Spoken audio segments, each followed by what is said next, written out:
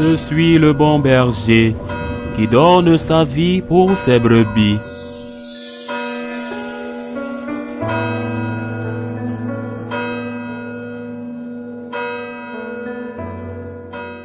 En ce temps-là, parmi les disciples, le Seigneur en désigna encore 72, et il les envoya 2 par 2 en avant de lui en toute ville et localité où lui-même allait se rendre. Il leur dit: la moisson est abondante, mais les ouvriers sont peu nombreux. Priez donc le maître de la moisson d'envoyer des ouvriers pour sa moisson. Allez, voici que je vous envoie comme des agneaux au milieu des loups. Ne portez ni bourse, ni sac, ni sandales, et ne saluez personne en chemin.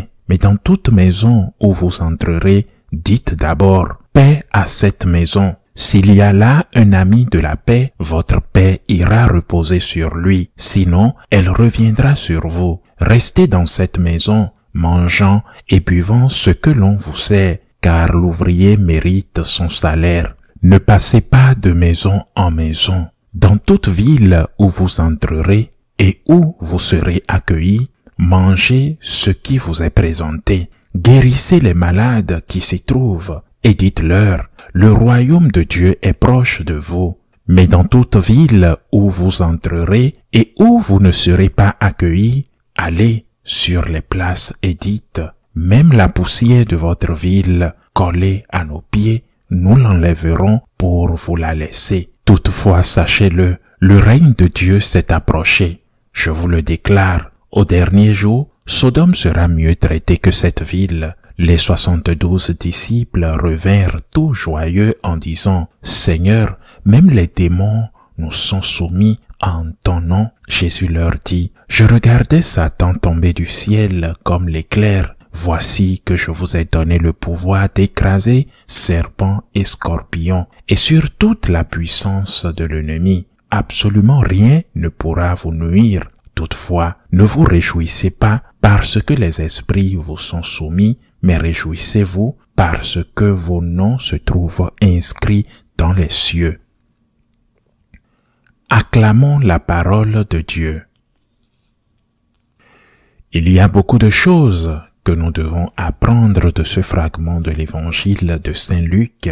D'abord, nous ne pouvons pas manquer que le Seigneur n'envoie pas les 12 apôtres, mais des disciples. Au lieu de 12 apôtres, il envoie 72 disciples. 72 disciples qui font 12 fois 6. Le Seigneur n'envoie pas des prêtres. Les 12 apôtres ne sont pas envoyés, mais il envoie des disciples, 72. Le temps de l'ordination du sacerdoce n'est pas encore arrivé, mais ce sera l'équivalent. Le sacerdoce viendra après la dernière scène. Envoyer des disciples, des gens proches de lui, ses disciples très chers à lui. Ces disciples ne sont pas seuls. Il les envoie 2 par 2. Cela signifie qu'il les envoie avec sa présence au milieu d'eux, parce que c'est Jésus qui dit: là où 2 ou plusieurs sont unis en mon nom, je suis présent au milieu d'eux. C'est important. La solitude nous tue. La solitude est un allié du diable. Le diable réussit à prendre le dessus sur vous quand vous êtes seul. La solitude nous tue, chers frères et sœurs. Et c'est un allié du diable, je le précise. Le diable devient fort donc dans la solitude, et les prêtres devraient toujours garder cela à l'esprit, parce que nous sommes beaucoup plus fragiles quand nous sommes seuls. Donc d'abord, premier enseignement, ne laissons pas la solitude prendre le dessus sur nous. N'oublions pas, le Seigneur envoie ses disciples 2 par 2. Et cet aspect est très important, non seulement pour les consacrés, les prêtres, les diacres, les religieux, religieuses, pas seulement pour eux, mais aussi pour le laïc. Pourquoi veux-tu vivre la foi seul? Il est vrai que vous allez à la messe, là vous êtes avec une communauté. Il est vrai que vous êtes intégré dans une communauté paroissiale, un groupe paroissial, mais pratiquement tous les catholiques vont à la messe. Et pendant l'échange de la paix, ils saluent en paix la personne à côté d'eux, un geste symbolique. Peut-être qu'ils connaissent cette personne, peut-être qu'ils saluent le curé, le prêtre, Mais au-delà de ces gestes, au-delà de tout ce que nous pouvons vivre au sein de l'Église, nous pouvons vivre au sein d'une paroisse. Pourquoi veux-tu vivre ta foi seule? Cette solitude nous enveloppe quand nous rentrons chez nous. La solitude nous tue. Elle nous rend faibles. Cette solitude devient un terrain fertile pour que le diable agisse contre nous. Donc, ne restons pas seuls et c'est le premier enseignement. Participons à quelque chose, que ce soit dans un groupe paroissial, que ce soit dans une association catholique à caractère caritatif ou avec une spiritualité spécifique comme la spiritualité des franciscains de Marie. C'est un exemple parmi tant d'autres qui existent heureusement dans l'Église. Mais ne restons pas seuls, car cette solitude nous tue. Deuxième enseignement, le Seigneur dit que la moisson est abondante, mais que les ouvriers sont peu nombreux. Priez donc le maître de la moisson d'envoyer des ouvriers à sa moisson. Il parle des prêtres, mais pas seulement. Je le répète, dans ce cas, il n'avait pas encore institué le sacerdoce. Et il n'envoie pas seulement ses apôtres. Par conséquent, les évangélisateurs ne sont pas seulement les prêtres. Nous sommes tous appelés à évangéliser dans nos groupes, dans nos écoles de gratitude. Lorsque je m'adresse aux membres de ces groupes, par exemple, il y en a environ 3000 répartis dans 65 pays et ils comptent réellement des milliers de personnes. Lorsque je m'adresse à eux, je les appelle toujours catéchistes. Et pourquoi?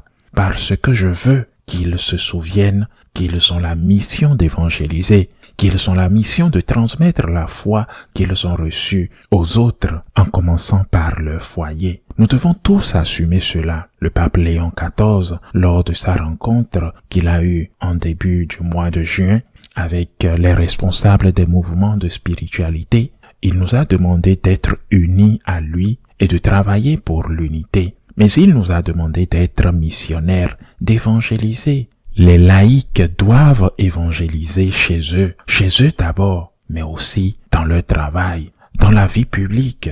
Saint Jean-Paul II, dans cette exhortation apostolique qu'il a écrite, Christi Fidelis Laicis, parlant du laïc, disait que c'était une tâche des laïcs d'être le renouveau, l'illumination, la fécondation de la vie publique, que le laïc avait un travail à faire à l'intérieur de l'Église, aider à la messe, être catéchiste pour les enfants, que les curés leur ont confié bien sûr, mais que leur première mission était d'évangéliser. Nous devons être missionnaires, nous devons nous préparer à cela. Préparons-nous pour la prière, préparons-nous en recevant une formation digne. Nous avons déjà suivi 13 cours de formation depuis 13 ans, dont 5 bibliques.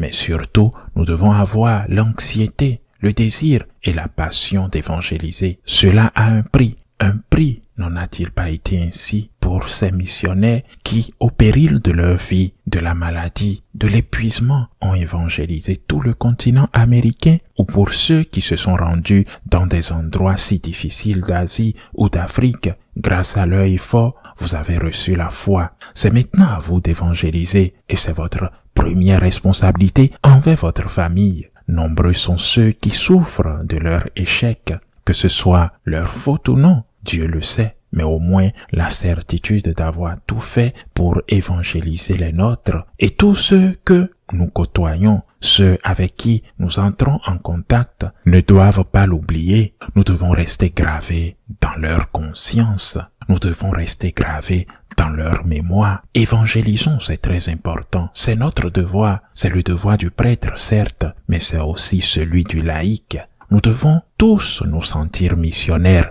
Nous devons tous ressentir la responsabilité d'apporter la bonne nouvelle. La bonne nouvelle qu'est l'évangile aux 4 coins de la terre. Le Seigneur continue en disant, « Mettez-vous en route.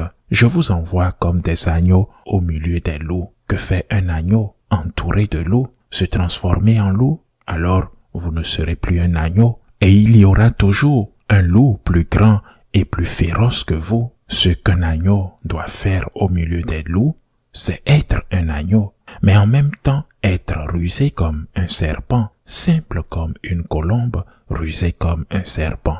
que signifie être un agneau, que vous ne pouvez pas recourir aux moyens utilisés par les autres, que la fin, même si elle est noble, la fin d'évangélisation, ne justifie pas les moyens, qu'il ne s'agisse pas d'avoir les meilleurs moyens du monde, mais de mettre de la passion dans ce que vous faites et d'y mettre de la spiritualité et de l'amour. Si quelqu'un venait dans notre petite chapelle de séminaire à Rome, il serait peut-être surpris de voir que les messes que nous enregistrons ici ou les homélies que j'enregistre sont faites avec très peu de moyens, très peu, 3 caméras, très bon marché, une petite table de mixage. Aucun studio de télévision n'a si peu de moyens et pourtant les homélies atteignent de milliers de personnes. Elles sont normalement vues par 50, 60, 70 000 personnes par jour et le dimanche jusqu'à 150 000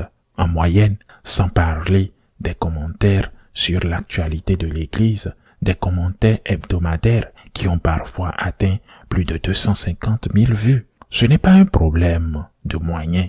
Ils sont nécessaires, certes. Voyons, comme si nous ne pouvions pas atteindre autant de personnes. Mais ce n'est pas un problème de moyens. Ce n'est pas un problème d'argent. C'est un problème de ce que vous avez à dire. Et c'est pourquoi le Seigneur ajoute, ne portez pas de sac à main, ni de sandales. Ne saluez personne en chemin.